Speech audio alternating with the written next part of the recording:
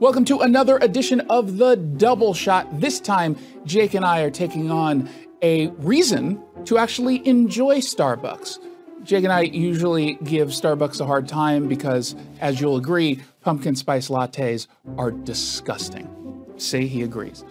This time, however, corporate has a memo that was leaked to Bloomberg News that says in January, the return to office policy is in full play.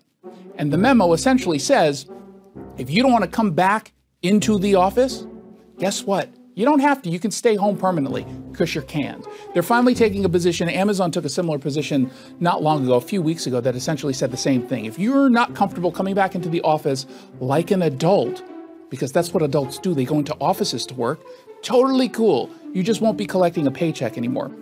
And I think a lot of this comes from an entitlement complex from younger generations of workers who basically were coddled younger, told that their feelings actually matter. They don't. That their feelings is an indication of reality, that if you don't feel like you want to do something, don't worry, you don't have to, we'll accommodate you. No, that's not how the real world works. And it's not supposed to work that way.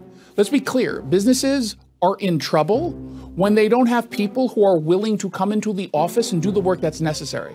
And I've certainly heard the complaints from people, I'm just as efficient as home. You're not as efficient as home. You know how I know you're not? Because you're doing your laundry, you're watching TV during your little breaks, you're responding to emails at 9 p.m. rather than at 1 p.m. when the person who actually is a responsible worker is in the office waiting for your response. That's on you. You're making everything worse for everybody else.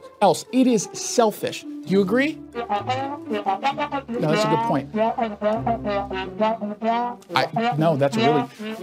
That's probably the best point you've made in any of our videos. No, yeah. What do you guys think? Let us know in the comments. Make sure you subscribe. Make sure you share this video. We'll see you next time. Hey, it's Jason Rantz here with Scott Rarucka from Legacy Group Capital. He's their CEO. So let's talk about someone who wants to invest in real estate. They don't quite know where to go, what to do, where to start, but they do know, obviously, that right now the market is really, really hot. So you're the place to do it. How do you help? Yeah, so how we help is, we've been investing in the greater Seattle area for over 20 years, and we have a historical track record that we're super proud of. Double-digit returns over time with no investor losses. And if you can find somebody else out there that's done that, you should probably talk to them. And how we really do it is we're lending on real estate, and we're also acquiring real estate and building it and developing it. All those things come out of a fund that people invest into. So there's lending and there's acquisition. And then we share in profits with all of our investors on both those activities. Jason, most people can't do that on their own. They're not going to go develop properties. They're not going to go be a bank and lend money. But they can jump in with us and they can be that developer and they can be that lender, but it's underneath our umbrella with a 20-year track record that's unparalleled to anything that you'll find out there.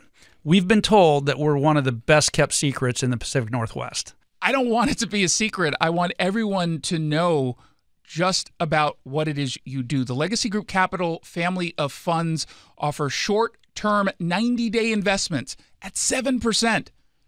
Longer-term investments, they've averaged double-digit returns. Just go to legacyg.com.